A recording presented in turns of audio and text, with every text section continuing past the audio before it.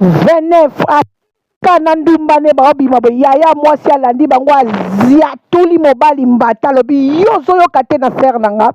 olingi obomba ser nanga bakunde mwasi abima ozali boma komoko ya kobeta mbata na mobali nanga bi yo kanga mbanga na yo na beti eza mukeso na bina beta yo bakoyokelo mawa kanga mbanga na yo na mobali no ya ndumba bino mbale bandumba bomeka na ser nanga te ayebisi mobali alobi yo continue ngai na yo tokoma musika mwasi alinga funga munoko yaya alinga zia tula ye